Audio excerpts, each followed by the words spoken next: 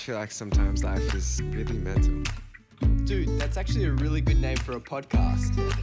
Sometimes the voice in your head that's saying, no, no, no, sometimes that's anxiety, and your job is to quiet it down and keep going. But sometimes that voice is your instinct, and you need to listen to it. Learning the difference is maybe the most important thing for being happy and knowing what you want. Welcome back everyone to Really Mental, where we want you to know no matter who you are, you're not alone. Today we have one of our favorite guests. She's been recurring a few times, Kira Kosarin, and we're going to be talking about an update on Kira's life, all things Thundermans, and how to pick your future and let go of things that aren't serving you. If you like this episode today, please share it with a friend and follow us at Really Mental Media. It really helps the podcast and allows us to get episodes like this every week for you guys. So with that, welcome Kira. So welcome back, Kira. I'm really excited to have you on, and I'm glad we're off to such a chill start, especially at this point. It's like a nice rainy day in LA. We're all feeling the chill. I was trying to figure out, how long has it been? When was I here last time? Was it August of last year? October, November, December, January, February. So almost 6 months. I feel like a lot has changed in 6 months. What have you been up to? But yeah, fall of last year was really chaotic. It was like a lot of travel, a lot of family, a lot of just like real life stuff. And then the last couple of months, I've flipped into full-time promo mode for my movie that's coming out March 7th, which is in like 2 weeks. So it was a very chill holiday. It was a lot of family. I was in England with my fiance's family, and then we were in Barbados for New Year. And then I got home and had like 2 weeks of chill, and then it was like, pew, like here's everything all at once. And I've just been moving nonstop since for the last few weeks. So it's been very fun and exciting, but it's been a lot. Have you found yourself stressed coming back into promoting? What does it feel like to have a movie coming out? I've honestly been in the best place in the last few months. I made some really big, scary life changes have turned out to have been the right ones. I mean, the fans were so excited when we announced the movie last year, and I made all of this content when we were on set. And then I haven't really been able to share anything from it for the last almost year. So getting to finally share all of the stuff we filmed back then and make new content and go travel for promo. We just went to Brazil and we released the teaser at Comic-Con, and we've gotten to just do really cool things and meet fans, and everybody seems really excited, and the movie's done now and I've seen it and it's good. It's very satisfying. It feels like sort of I'm closing a lot of loops that have been open for a really long time and getting a lot of the satisfaction of hard work that was put in the past, you know? How have you been going about the recovery side of perfectionism since we last spoke? I think I'm getting better at it. I think I'm doing a good job of it. I feel like it's a combination of actually getting better at things and B, caring a little less about the outcome. And somewhere where those two things meet, I'm able to just be a little bit chiller, you know? Just practice, honestly. Just hardcore faking it till you make it. I don't know. It's hard to I'm not far enough away from it to reflect on it with smart, pithy commentary yet. I need a 6-month postmortem after this to be able to process it. I don't know. I think I had kind of a crisis in October about decision making. I realized that the root of all of my stress was decision making. It just terrified me and paralyzed me. Even if it was something super small, which trinket dish to buy at a ceramics shop, really stupid shit, or really, really big stuff, who to hire in a really important position on a really big multi-million-dollar project that I'm executive producing. It didn't really matter what the decision was. I put so much pressure on myself to make the right one that feeling of stress sometimes caused me to make the wrong one because I felt time pressure. And I had this 2-hour, 3-hour conversation with my partner about it, in the rain, in San Francisco, on a trip, just being how do I fix this thing in my brain that panics about making the right decision every time a decision comes up? And I don't even know, but after a few days of working it through, we finally got some practicable things that I felt I could do to try to start changing that process. And then somehow over the course of the last 6 months or whatever of doing that over and over, I feel I've gotten to a point now where I feel decision making is all right, what do I know? Based on that, what is the best option, I think? And then learning to just come to terms with if it turns out to have not been the right option, I did what I could do. But chances are it will be the right one because I'm not freaking out about it as much. It's a self-fulfilling loop, you know what I mean?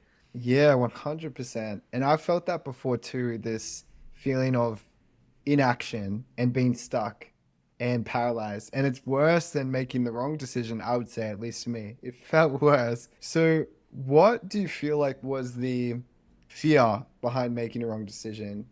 You know what? It was not wanting to feel the regret, because regret is such a terrible feeling. I beat myself up so hard that I was like preemptively protecting myself so I wouldn't have to feel the regret later. Which is, I think, how we got to the point in the conversation where we were like, well, how do I just make myself not feel as much regret so I don't have as much fear about feeling regret? With that regret, how do you not, if you do make, say in your brain, the wrong decision, how do you not ponder on that regret and sit in it? It's hard. Practice. Genuinely just practice. I wish there were a magic button there where I think I just got to a point where it was like, this feeling of regret is so terrible. I have to just choose to not feel it this intensely anymore. Do you feel as though you reached a place where you realized maybe it wasn't as serious? Yeah, maybe. I think I just remember maybe another one helpful, a good, better answer, which is that I have experienced in my life many times where something goes not the way I want it to, sometimes even because of my own decision making. But then it turns out to have been a good thing to have happened for some reason that I couldn't have seen at the time. And that's happened sort of enough times now that when something goes in a way that's not the way that I wanted, I can kind of say to myself, well, there's a pretty big chance that in a month or 6 months or a year or whatever, I'll go, oh, wow, I'm so glad that that happened that way because that's what made this happen. And like, I'm not a very fate, trust the world kind of a person. I kind of think the universe is chaos and shit just happens. And like, I'm not a believer in like a plan, but it is helpful, even if I can trick myself into feeling that it will turn out to have been the right thing for some reason or another, you know? Do you think that like ability for adding that level of delusion as well in your brain is like blissful? I think if you're a person with anxiety, your anxiety is really good at tricking you into thinking bad things will happen. So why not fight it by tricking yourself into thinking good things will happen? Because it's just as likely that they will. And because, life, there are so many things that are self-fulfilling prophecies that like, if you believe it's going to work out, you will kind of make it work out. It is a good growth, self-protection method. There's like a lot of situations where I'm sure people have found themselves in that paralysis around making decisions, whether it's where they're supposed to live or which college they're deciding to go to. Can you take us to that place where you were like, okay, I can't do this anymore? What brought you to that, and how did you have the strength and courage to ask for help from your partner and talk about it?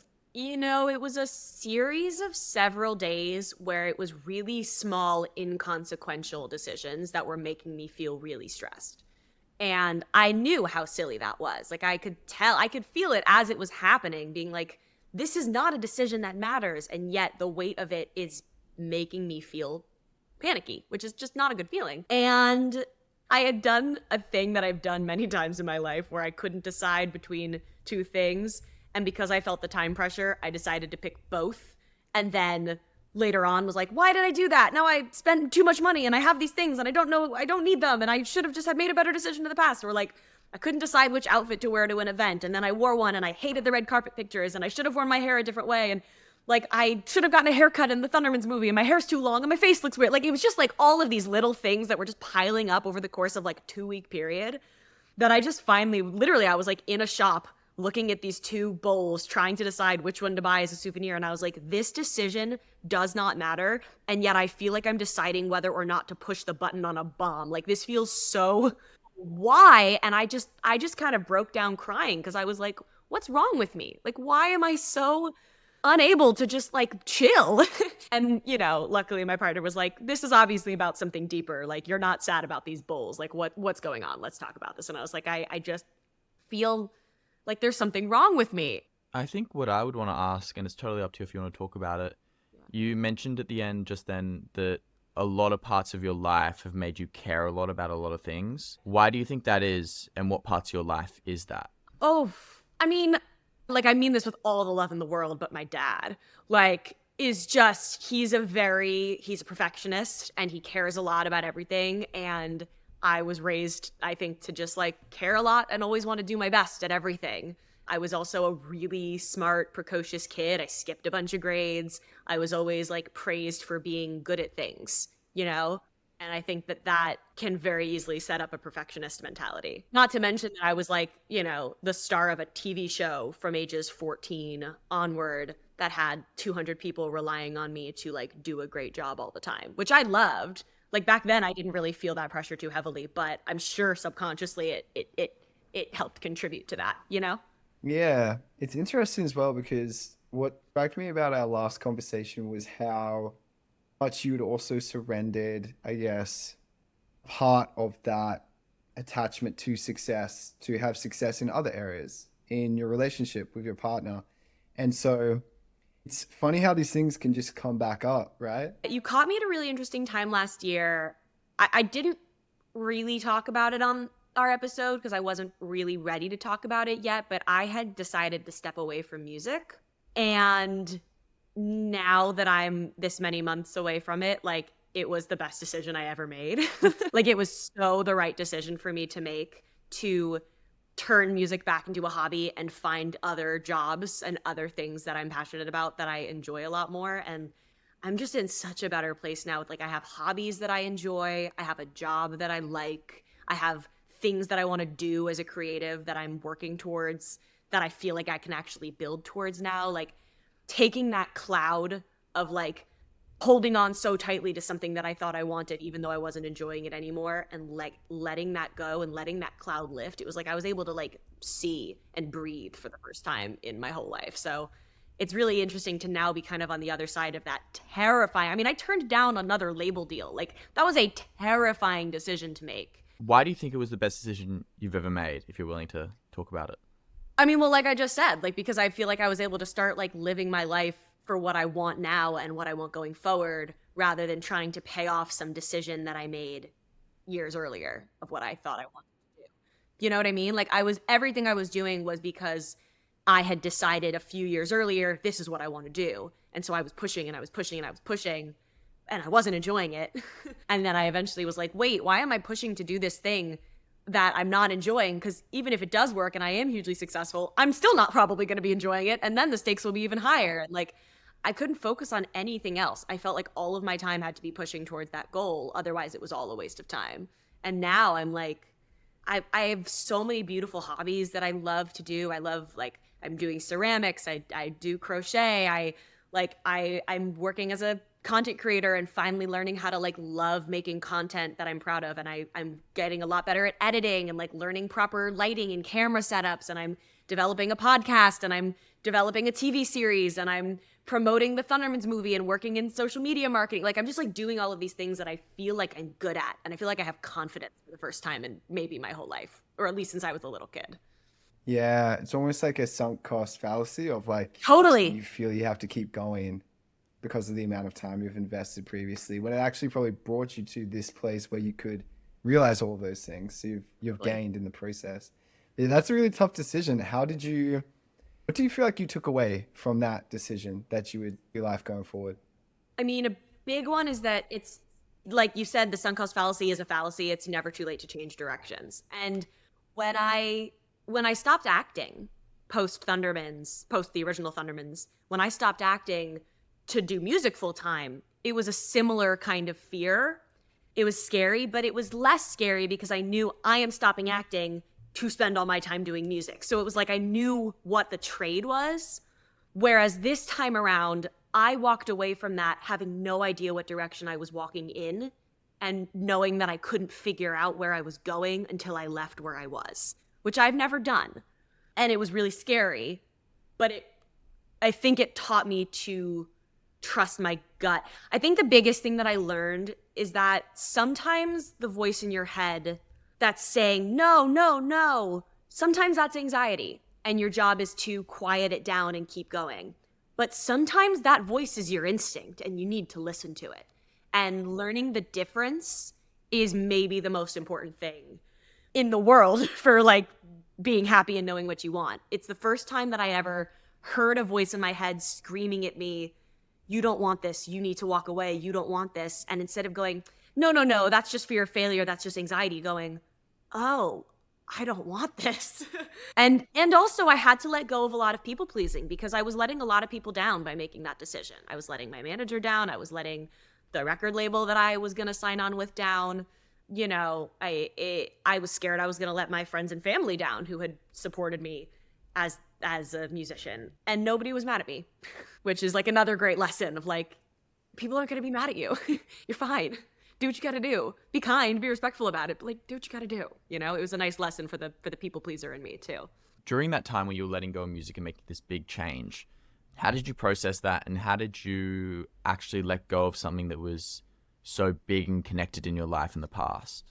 Well, I mean, I told myself I can always come back to it. You know, the decision that I was making was I'm going to take a few months as though I'm quitting.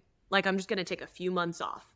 And that is not completely untrue. Like, I can come back to it. I still have like 10 songs that I love that I would love to put out one day that are done sitting on a computer if I ever want to spend the money to do so. As you guys know, it wasn't that hard, which is probably a good sign that it was the right decision. It really wasn't. Because look, here's the thing. Like, I love music. I didn't let go of music. I let go of this part of it. I let go of like release schedules and weird contracts. I let go of having to make a TikTok begging people to listen to my music every day so my record label would let me release it. That wasn't that hard to let go of, you know? Like, I still listen to music. I still love music. I still pick up my guitar and play when I'm home alone. I still sing at the top of my lungs in the car every day and practice my riffs in the shower in the morning. Like, I'm still doing all the parts of music that I love. I just let go of the rest of it, you know? Which I hated. Yeah, you never know.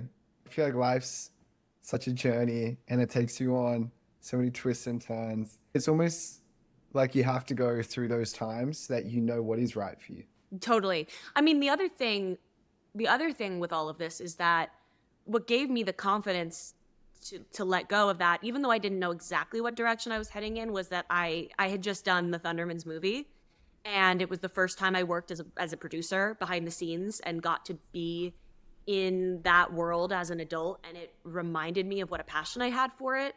And, you know, I have such a deep and obsessive love for sitcoms, like multi-camera sitcoms with a live audience, like an art form that's really dying. It's living a little bit still in children's television, but it's pretty much gone outside of that. And I'd forgotten how much I loved it, and I'd forgotten how good I was at it, frankly, because I hadn't had a chance to do it in 6 years. And being on that set again reminded me, like, wait a sec, there's this whole other thing that I basically went to college for, you know, by doing the show for 6 years, that I love and that I have a strong perspective on and I have a strong opinion on and I could try to bring back a little bit. So the combination of like the things I want to do in the Nickelodeon world, the things I want to do in the sitcom world, the things I want to do as a director for children's television, the things I want to do as a producer are all now things that I can pull from. And I'm like, that's enough. That's more than enough for me to focus on for the next couple of years. Why and what made you realize that you have these certain types of passions outside of just being back on set?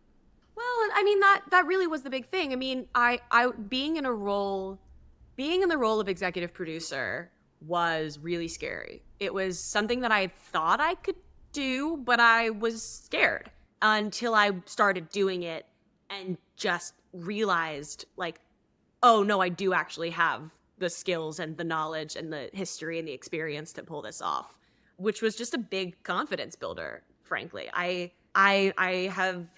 lost a lot of confidence over the last several years while I was doing music, kind of always feeling like an outsider in music circles, feeling like an outsider in actor circles, because I'd been on a show, but I don't like doing drama and I don't audition anymore. Like, I felt like a little bit of an outsider as a content creator because I felt like I wasn't popular for my content. I was popular because of the TV show I was on. Like, everything I did, I always felt like a little bit of an outsider, and I think I lost a lot of confidence. And this last year of doing the movie, remembering that I have those skills, brought a lot of my confidence back. And I think as my confidence came back, my passion came back. What's powerful too is your actions have had to bring that confidence back, because we hear so much about, you know, words of affirmation or all of these concepts around being a confident person. But it sounds like you developed that through actually leading with your actions of standing up for yourself and what you actually want to do. Yeah, thank you. Which is really hard. You know, I think the best way to build confidence is to do something and to succeed at it and to realize that you can do it. But that's a lot easier said than done because you need the confidence to do it in the first place. I think it's taking on little things, giving yourself little wins that you can accomplish and build on and build momentum is a better way maybe to build confidence. It's really interesting because I was talking to a friend the other day about this, like our opinion and perception of ourselves and how we sometimes forget to do that because a lot of us make up our perception of ourselves from what everyone else tells us around us. And then we kind of piece it all together and say, that's me. Like everyone says I'm kind, so I must be kind. Everyone says I'm this, so I must be this. And I realized for even me, I like haven't fully got that set in like, what do I think I am truly to my core? Now for you, Kira, what do you think you are truly to your core? What's your perception of yourself and how did you get there over the last year? That's a funny question. My perception of myself is that I'm curious. I love to know things and I love to learn things. I'm happy to be wrong about things. I love meeting people who know things that I don't know. Like I think a really big part of who I am as a person is that thing that I think was minimized and weaponized my whole life where I was just called a nerd. Like, oh, we get it. You're a nerd. You're Wikipedia. You know a lot of things. Like, we get it. You're a know-it-all. And I was like, is it bad that I'm like a know-it-all? Like, that sounds like a terrible thing. And then I've gotten to a point in my life where I'm like, fuck you. The whole point of life is to learn shit and like experience the world. Like, I'm never gonna feel bad about like learning the etymology of every word I've ever seen. And like sharing things, sharing fun facts, sharing knowledge with people is my favorite thing in the world. Like, it's one of the reasons that I'm enjoying being a content creator again, is because for years I was like, people don't want to hear about my facts. They're going to call me a know-it-all. And now I'm like, that's so fucking stupid. I like knowing things. I'm sure there's other people who like knowing things. I'm going to pick up my phone and like talk about the things that are cool about the world. Like, so that's a big one in terms of who I am. And that like, I'm soft and I'm gushy and I'm sensitive and I'm delicate and I like hobbies that are slow and wholesome. I like being connected to nature and the earth and, you know, like I think my sense of humor is another one. I think that I always used to feel like I'm only like worthy in a group if I can fit in with what they already think is cool and they already think is funny. And it's only been recently that I'm like, no, I have what I think is cool when I think is funny. And if you don't agree with what I think is cool and what I think is funny, like I don't need you to find me funny or cool. That's fine. You know what I mean? Which is, it's easier said than done, but you know, it's true. How did you remove yourself from shame and from self-confidence of that uniqueness in you because it may not be what everyone else is? I don't know. I'm sure that part of it is that like I'm very, very in love with someone who is very, very in love with me for the truest version of me. You know, like he genuinely loves me for the same reasons that I love me. And now I'm like, okay, now that's two people who I love and respect who like me for me. I like me for me, and I trust and respect my opinion. He likes me for me, and he's the best person I've ever met in the whole world. So if he likes me, I must be pretty good. You know, like I'm sure that that's part of it, if not all of it. You know, with things going into your career and turning into a thing again, even like acting or like film, how do you find enjoyment in that still when it goes back to being that career again? I think that it comes down to trying to find balance and continuing to do the other things that I love in my life. You know, I think it comes down to like trying to not lose myself in that thing. Because it will just inevitably be a little less fun when everything is a little less fun when it's a job, you know? Like extrinsic motivation is always a less good motivator than intrinsic motivation. But like, you know, whatever. That's a sacrifice you make to be able to enjoy your job a little bit.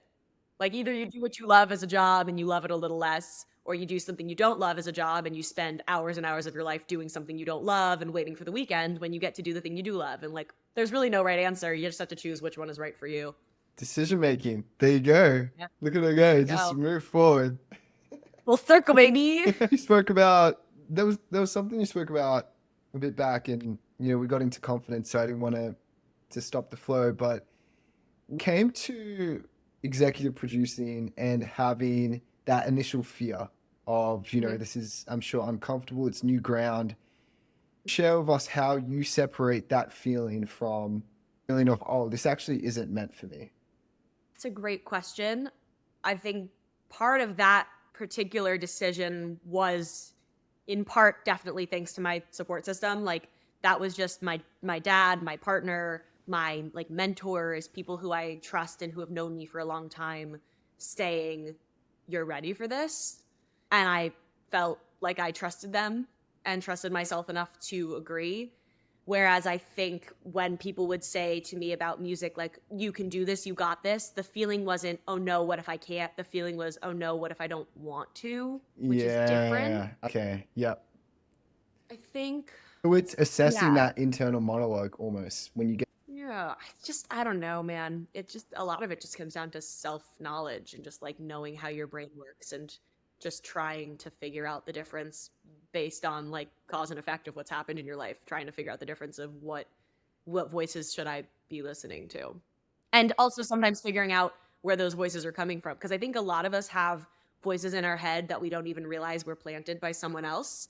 And sometimes once you can identify that a voice in your head isn't authentically yours, you can decide whether or not to listen to it. Like there are certain really mean voices in my head that I figured out one day were planted by somebody who I had been very close to as a teenager. And I was like, oh, that's not my voice. That's his voice. I don't need to listen to that voice anymore. I don't know. I don't respect that. I don't respect those opinions about me. I don't need to take those as fact anymore. And there are certain voices in my head that I go, oh no, that was planted by this person who I trust or this person who's done great in life. Like I can listen to those. Those are guiding me in a smart direction, you know? What would you say is one of the toughest parts of acting and being in that world? Um, that's a really interesting question for me to answer too, because I don't think of myself as an actor, which I know sounds really weird as somebody who's like promoting a movie that I'm in right now, but I I'm not an actor. I don't like doing drama. I don't like doing single camera. I don't audition anymore. I don't have an agent anymore. Like I really don't operate as an actor anymore. What I was a multicam comedic actor, and I still have a deep, deep love for that genre.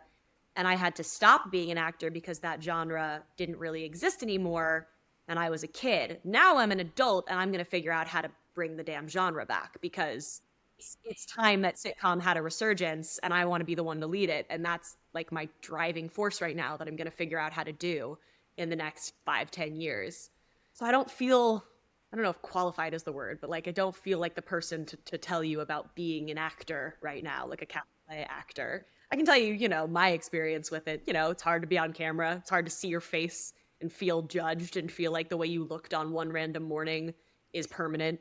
It's hard. It's a hard schedule. It's hard to work from 6 a.m. to 8 p.m. minimum every day and still like eat well and get enough sleep and work out and see friends and have a life. Like that's basically impossible. It's hard to have to work with co-stars who sometimes you don't get along with. There's a lot of things that can be tricky about being an actor, but depends on your experience.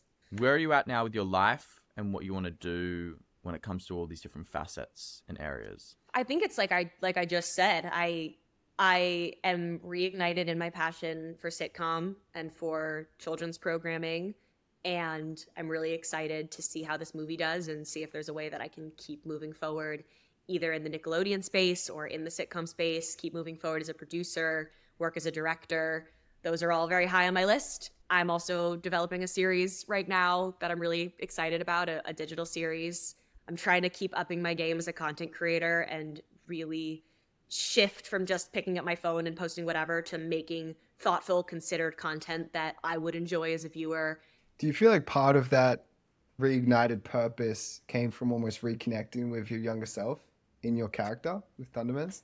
That's really insightful of you to pick up on because you're 1,000% right. I think reconnecting with my younger self, I had sort of convinced myself that hadn't happened because enough people told me like, oh, you were just on Nickelodeon, that's stupid, that doesn't count, that I believed it. And I was like, oh, I can't be known for that. I have to be known as an adult and I have to be known as a musician. And the fact that I was this character is working against my music career. Like I had really convinced myself that was a thing to be ashamed of. And coming back to it and doing it again I was able to be like, wait, no, this is an amazing thing to have done. This is an amazing thing to continue to do. This is a thing that I need to give myself a lot more credit for. I'm a lot more qualified and experienced than I give myself credit for. And also going back to some of those relationships from that time in my life, I've healed a lot of those relationships. There were relationships from those years of my life where I was working on the show that I had completely written out of my life or pretended didn't existed or just resented really heavily. And I've recently been able to kind of go back in and like heal a lot of those relationships and get a lot of people back from my past, which I feel like I got parts of myself back in that process. 100%. That's totally understandable. And that's also really tough too. Like that's much easier said than done. And I'm sure it feels like that because repairing and healing requires forgiveness and almost re-entering those parts of your life. Yeah, it requires a lot of communication, and I feel like that is the thing that I'm good at, which is good. But yeah, it's it goes with the decision-making thing. It goes with all of these themes in my life, which is it's just about learning how to move forward, how to stop looking back, learn from the past, but don't get caught in it and take what you learned and keep moving forward and just keep moving. It's almost like looking in the mirror in your car and you're caught looking back, and you're also obviously time keeps pushing forward, but you're caught in that idea of what's been happening. You can't steer if you're looking back, but you're moving forward whether you like it or not. You're just not going to move forward in the direction you want if you're still looking backwards. So in 6 months' time, how would you want to feel? The movie will be out, and hopefully by 6 months from now, I'll know kind of what the follow-up to that looks like, whether it's within Nickelodeon or, you know, me trying to build a sitcom presence elsewhere, or, you know, hopefully my digital series will be up and running by then too. I don't want to talk about what it is yet because I don't want to spoil it. I want to reveal it properly in the right way, but it's going to be really sick. I'm really excited about it. So hopefully that'll be up and running by the next time we chat. And yeah, I just want to be happy. I just want to be happy and confident and feel like I have a sense of a path that I am walking and have it feel like a path that I want to walk, which I feel right now. So I hope that I can continue to feel that way, whether it's on this path or another one. That's good. Well, excited to watch you do your thing over this year.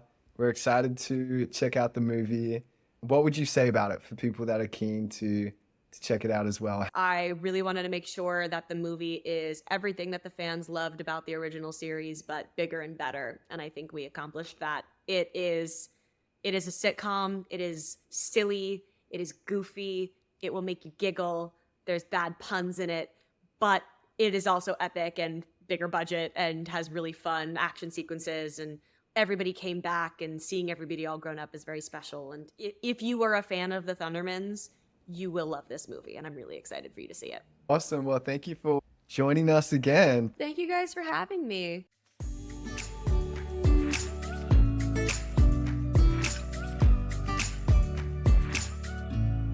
All right, so that was an awesome episode with Kira, and we hope you enjoyed it too. One of the points I found super interesting from today's chat with Kira was the fact that she mentioned that when you're thinking about the future, it's important to make sure that you heal and forgive your past and those that have wronged us and hurt us. And I can definitely say that I used to hold resentment for people who I felt had done me wrong or owed me something, even if they weren't in my life anymore. And I thought that would protect me from, I guess, them, when in actual fact, it definitely kept me more held captive by the past. So I love that point. I really resonated with it. And this is just a reminder that if there are people that have been in your life that you feel unresolved relationships, this is me encouraging you to consider making peace with those in whatever way which is comfortable and safe for you to do. And if that involves being in a situation like you are with Kira, where you have to face them again, then maybe it could help bring you peace as well when it comes to looking forward. Yeah, hope you enjoyed today's episode again. Thank you for being with us and making it this far. And please consider following us and subscribing at Really Mental Media, and rate this 5 stars if you enjoyed it. Last thing I'm going to plug, if you think a friend would like this episode or somebody that loves the Thundermans and loves Kira's character in that, then maybe consider sending it to them as well. All right, sweet. Love you. Have an amazing week, and we will see you next Sunday for our next episode.